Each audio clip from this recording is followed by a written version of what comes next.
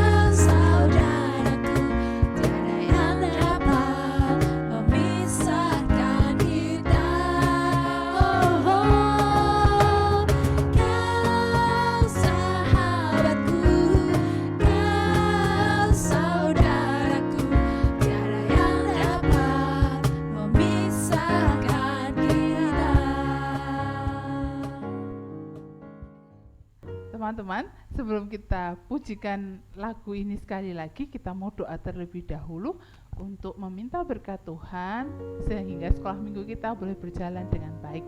Yuk kita mau duduk yang manis, kita mau lipat tangan, kita tutup mata, kita satukan hati, kita berdoa. Tuhan Yesus yang baik, kami bersyukur pagi hari ini kami boleh dipertemukan dalam sekolah minggu online GKJ Bambu.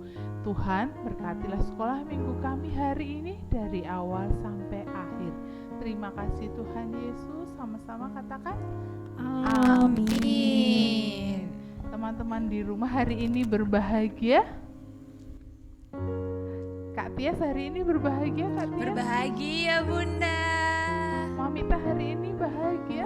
Bahagia sekali Bunda. Karena kita semua hari ini bahagia, kita mau pujikan sekali lagi ya, Hari Ini Kurasa Bahagia. Seiman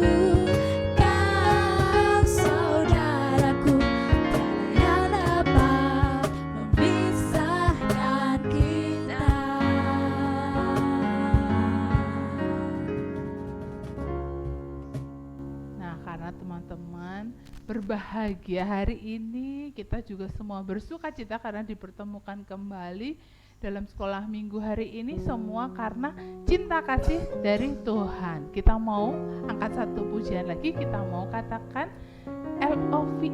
Masih ingat lagunya teman-teman? Yuk kita mau bergerak. Kalau yang di rumah karena ruang geraknya bebas, boleh bergeraknya pakai badan. LOVE. Nah, karena kita di sini ruang geraknya terbatas, kita pakai jari ya. LOVE.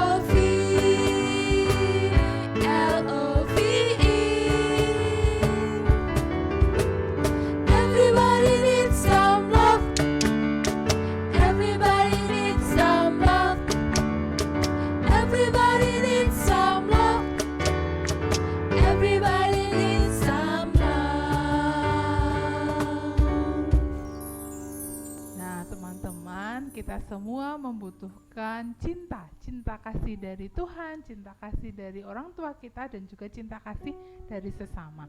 Nah, saat ini kita akan bersama-sama mempersiapkan hati kita untuk mendengarkan sabda Tuhan, mendengarkan firman Tuhan. Tetapi sebelumnya kita mau angkat satu pujian, segala puji syukur bagimu Tuhan.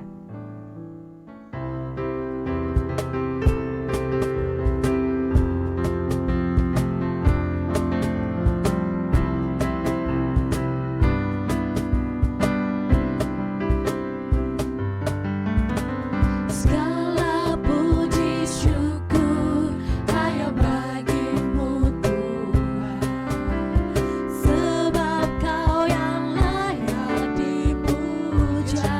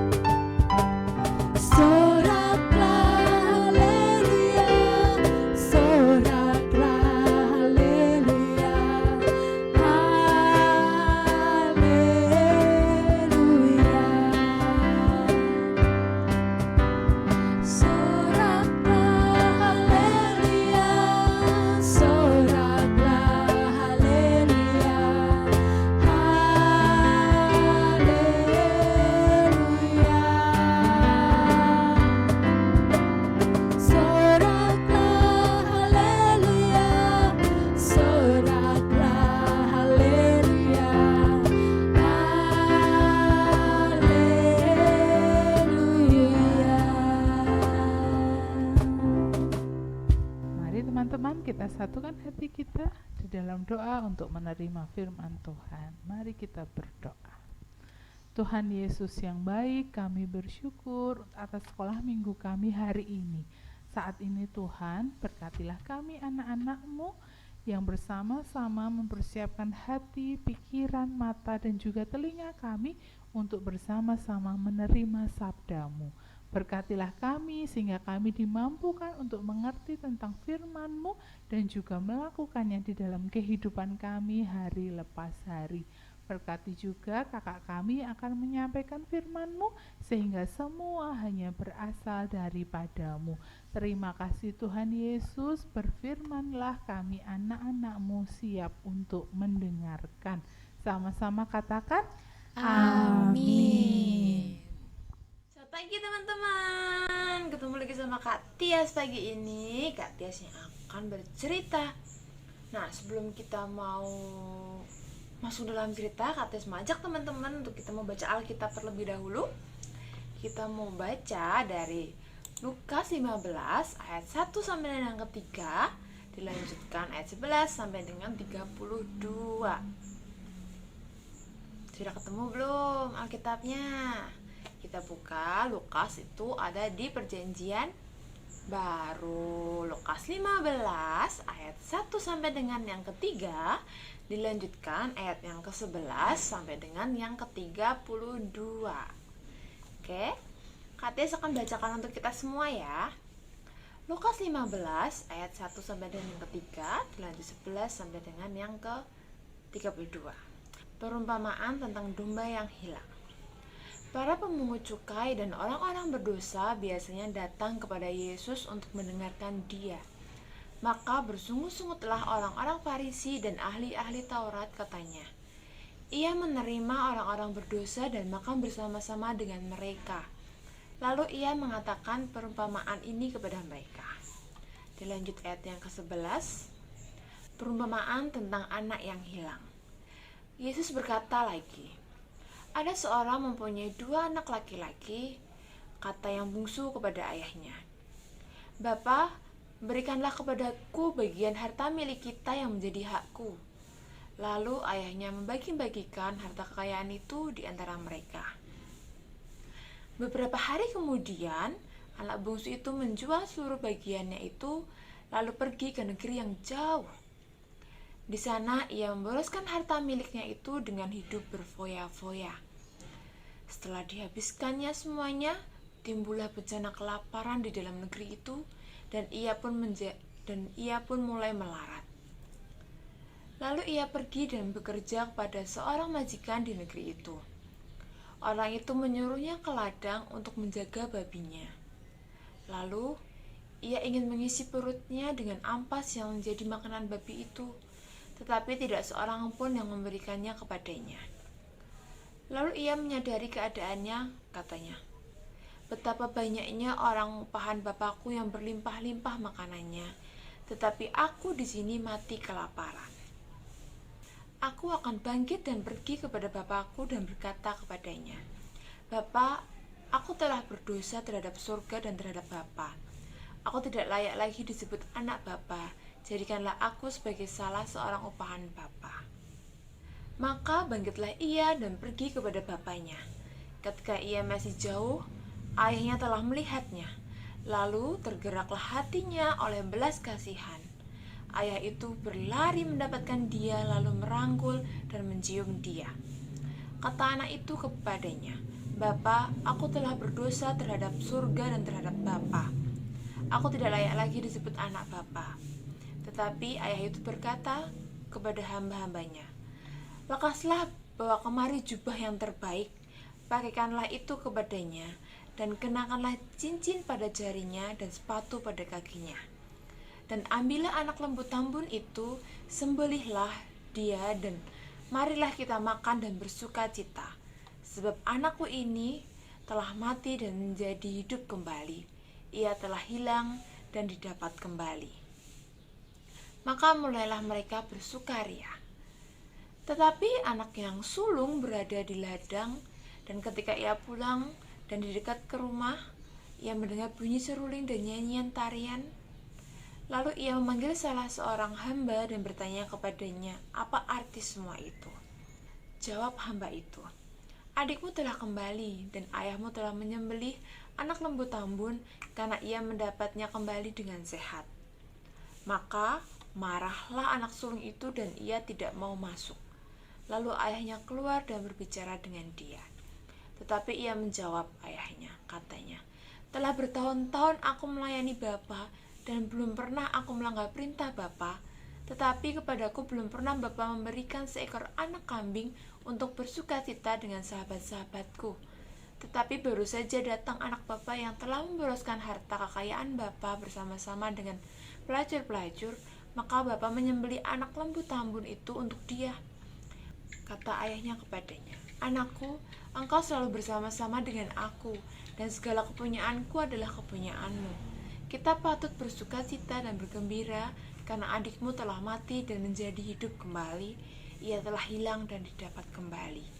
Demikian firman Tuhan, haleluya, amin. Nah teman-teman, cerita kita hari ini tentang si bungsu, anak yang hilang. Dia yang meminta harta warisan kepada ayahnya, dan kemudian menjual harta itu untuk hidup berfoya-foya di negeri yang sangat jauh ini. Dia menghambur-hamburkan uang-uangnya sehingga habislah uang itu. Kemudian di negeri itu terjadi bencana kelaparan. Bahkan untuk makan saja dia sudah tidak punya uang. Dia tidak bisa makan, teman-teman. Akhirnya dia menjadi budak upahan supaya dia tetap bisa hidup dan juga bisa makan. Atas keadaan yang sudah miskin di tempat yang jauh dari keluarganya, ia ingat dan berpikir, kenapa ia tidak pulang saja? Apalagi ia merupakan anak dari kaya raya, orang tua yang sangat kaya raya. Walaupun dengan resiko bahwa ia mungkin tidak diterima lagi oleh keluarganya. Tapi anak ini pulang dan berkata kepada ayahnya, Bapak, aku telah berdosa terhadap surga dan terhadap Bapa. Aku tidak layak lagi disebut anak Bapa. Nah, anak ini pulang dan berkata seperti itu kepada bapaknya. Kira-kira bapaknya memaafkan nggak? Nah, bapak ini memaafkan anak bungsunya, kemudian meminta kepada hambanya untuk menyiapkan pakaian yang terbaik, memakaikan cincin, dan juga menyembelih anak lembu tambun, teman-teman, untuk menyambut kepulangan anak ini. Anak bungsunya sudah pulang. Nah, ketika anak bungsu ini meminta maaf, kemudian sang bapak ini juga memaafkan anak bungsunya. Nah, teman-teman, coba kita implementasikan, kita masukkan dalam kehidupan cerita ini dalam kehidupan kita sehari-hari. Misalkan kita melakukan kesalahan, diminta bunda nih belanja, Kak tolong beliin kemiri untuk bunda masak nih. Terus teman-teman berangkat langsung lari. Setelah dikasih uang, teman-teman langsung lari berangkat ke warung. Sampai warung teman-teman lupa ke apa ya, ke apa. Nah, sama ibu warung teman-teman dikasih pilihan nih, ada macam-macam. Saya ingatnya cuma ada depannya ke apa ya. Terus teman-teman akhirnya belilah ketumbar. Nah, sampainya di rumah bunda mau masak, kaget nih, kok ketumbar ya, padahal bunda tadi minta untuk dibelikan kemiri. Akhirnya si anak ini minta maaf sama bundanya. Bunda, maafkan adek ya, adek lupa tadi disuruh belinya apa. Adek cuma inget ada depannya ke gitu. Terus adek beli ketumbar, ternyata salah. Adek minta maaf ya bunda. Nah, kemudian bundanya memaafkan dan bilang, iya nak, nggak apa-apa. Bunda juga minta maaf. Harusnya bunda tadi memberikan tulisan kecil supaya dia tidak lupa sampai di warung beli apa. Maafkan bunda juga ya. Nah, akhirnya anak ini tidak dimarahin bundanya. Dia sudah mengakui kesalahannya dan minta maaf kepada bundanya. Ketika kita mau mengakui kesalahan kita dan juga meminta maaf, pasti kita tidak akan kena marah, teman-teman. Nah, misalkan lagi nih, Kak Tes ada cerita ketika kita bermain bersama. tiba-tiba teman kita sedang membuat menara yang bagus, sudah tinggi banget menaranya. Terus tidak sengaja kita menjatuhkan itu. Nah, teman kita langsung terdiam karena dia kaget mainannya jatuh. Nah, kita takut nih. Aduh, dia marah nggak ya? Dia marah nggak ya? Tapi ketika kita mendekatinya terus kita minta maaf. Maafkan aku ya, aku tidak sengaja menjatuhkannya. Kita bangun lagi yuk dari awal bareng-bareng, aku bantuin, kita sama-sama membangun lagi. Akhirnya teman ini tidak marah teman-teman, kita justru bermain bersama membangun lagi menara yang lebih tinggi dan lebih bagus. Nah, kita hari ini belajar untuk kita mau mengakui setiap kesalahan kita, dan juga kita mau belajar untuk meminta maaf ketika kita melakukan kesalahan kita. Nah, dengan meminta maaf adalah wujud salah satu tanggung jawab dan keberanian kita. Kita berani bertanggung jawab atas segala resiko yang telah kita berbuat. Nah, ketika kita meminta maaf, kita mengakui kesalahan kita, belum pasti kita dapat dimarah-marahin. Nggak mesti itu, justru ketika kita minta maaf, ketika kita mengakui kesalahan kita pasti akan dimaafkan, teman-teman. Nah, teman-teman, kita harus membekali diri kita dengan mau mengakui kesalahan kita dan juga mau untuk meminta maaf. Itu menjadi anak-anak Tuhan yang keren. Teman-teman mau menjadi anak-anak Tuhan yang keren? Kita mau mengakui kesalahan kita mau meminta maaf ketika kita melakukan kesalahan. Teman-teman mau ya? Kita hari ini belajar untuk berani meminta maaf, berani untuk mengakui kesalahan kita jika kita melakukan kesalahan itu, supaya kita menjadi anak-anak Tuhan yang keren, menjadi anak-anak Tuhan yang baik. Kita mau tutup firman Tuhan kita hari ini, kita mau berdoa, kita satukan hati, kita berdoa. Tuhan Yesus, kami mengucap syukur untuk segala berkat-Mu Tuhan Yesus mengalir dalam setiap kehidupan kami. Saat ini Tuhan, kami mau belajar Tuhan untuk menjadi anak-anak-Mu yang lebih baik lagi. Kami mau belajar untuk mengakui setiap kesalahan kami, dan kami belajar untuk mau meminta maaf atas kesalahan yang sudah kami perbuat Tuhan. Ajarkan kami Tuhan Yesus untuk menjadi anak-anak-Mu yang keren, anak-anak-Mu yang luar biasa Tuhan, untuk menjadi pribadi yang lebih baik lagi. Terima kasih Tuhan Yesus, ampuni atas segala dosa dan kesalahan kami. Di dalam nama-Mu kami berdoa dan mengucap syukur. Terima kasih Tuhan Yesus, haleluya, amin. Terima kasih teman-teman, sampai ketemu lagi di minggu depan. Tuhan Yesus berkati. Terima kasih Kak Tias yang sudah membagikan firman Tuhan hari ini. Untuk menanggapi firman hari ini dan sekaligus mengakhiri sekolah minggu kita mau angkat satu pujian anak bungsu.